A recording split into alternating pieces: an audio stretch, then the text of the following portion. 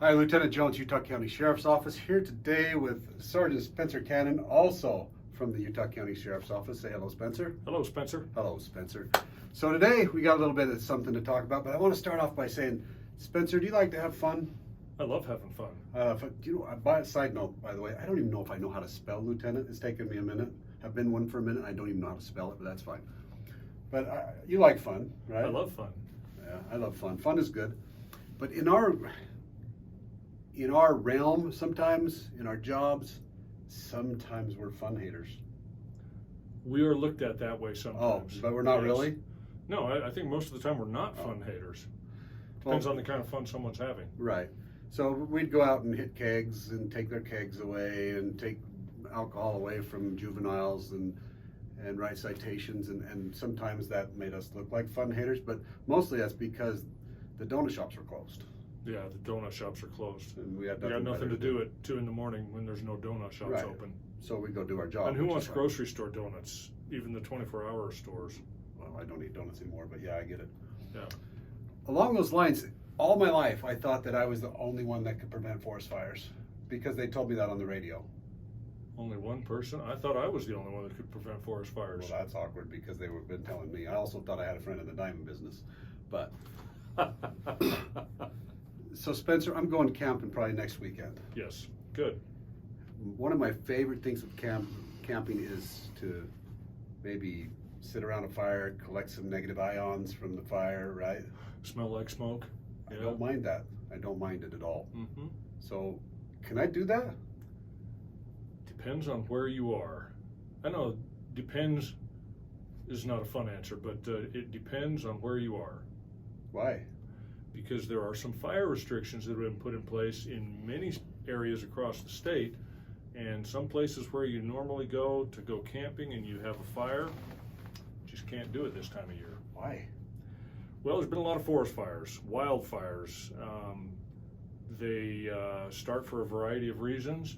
They put a lot of people at risk in some cases. Some of them are out in the middle of nowhere, but it doesn't make it okay for that to happen. It just means that there are fewer structures and fewer people that are put at risk because of that fire. But some areas where the fires happen, they put a lot of people at risk, the people who live and work in the area and the people who have to come and fight those fires. Okay, so a dangerous job they have? Oh yeah, it can be very dangerous. Yeah, every year it seems like we hear of at least one firefighter who's killed fighting these wildland fires, and that's problematic. We don't want that to happen at all. What makes this year more important than others? I believe what we're hearing and what the experts and the scientists are saying is that we're in a major drought. We had a very dry season last year. We didn't receive even normal precipitation, let alone more precipitation to make up for that. And so the drought conditions are terrible. The vegetation that's out there is very, very dry, and it makes conditions ripe for fires even when people don't intend to start one. So believe it or not, I went to college a little bit to be a fireman, Mm-hmm. and I found out that I probably didn't have the fortitude to do that because that's a lot of work. But I did know that tetrahedron thing, that you got to take away the fuel or whatever. Yeah.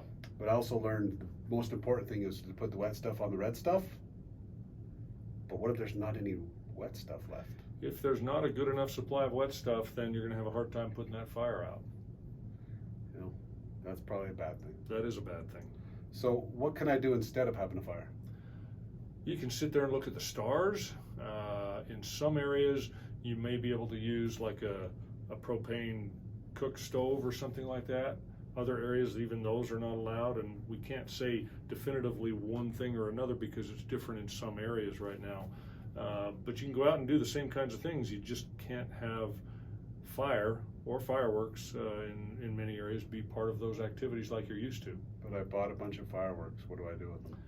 You save those fireworks up and you buy more around New Year's, and you do it around New Year's, and you have like the fireworks party of the century around New Year's when there's very unlikely to be fire restrictions in place. So we could celebrate the fact that 2021 is over? In one way, yes, and hope for a better or wetter, should we say, 2022. Oh, it's going to be a good 2022. It's actually going to be a good 2021. I'm good with all of it. Yes, it is. Life yeah. is good. A drought is just one aspect of 2021. There's still a lot of other good things about it. Well, I appreciate that. So with that said, really, on a serious note, the fire, this isn't something to be scoffed at. Give us some numbers, Spencer. Last year in the state of Utah, there were 1,547 wildland fires. 1,202 of those fires were human caused. I didn't calculate the numbers, but that's roughly 85% of the wildland fires last year were human caused. That means it was caused by a human being and could have been prevented.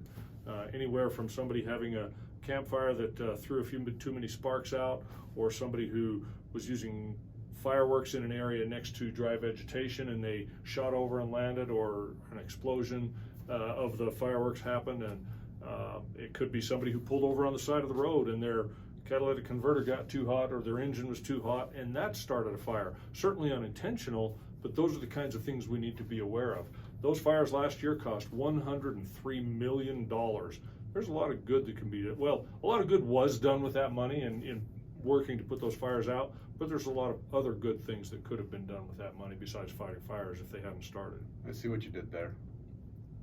I tried to catch up. I saw that you read it on your hand. I did, yes. Yeah. I had the other numbers memorized, but I forgot the cost, so I had to look here. Well, I appreciate that you wrote it on your hand. That's a good sacrifice for us. Yeah.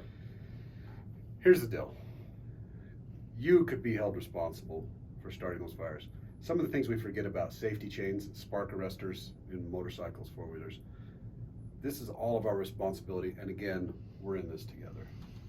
Please, please, don't do those things that would cause the forest to burn. Plain and simple. It's really that easy. Plain and simple, yeah. It's easy. You know, we'll all have to make some sacrifices. Maybe roast marshmallows over the kitchen stove instead of over a campfire. If you have a trailer, maybe on the stove in there or something. Some things we're going to have to do without the fire or the fireworks. For example, Eagle Mountain City has implemented a no fireworks policy for the 4th and the 24th holiday periods this year. Other cities either have done it or are likely to do it. So be aware and do some looking before you just go out and think, well, I didn't check, but I'll be okay. You need to be responsible and check. We're going to enforce it, and it's not because we're fun haters. It's because it's the right thing to do. And that's all there is to it. Remember, only you can prevent forest fires. That means all of us. To coin an old phrase. Right. But don't do bad things. Always do good things.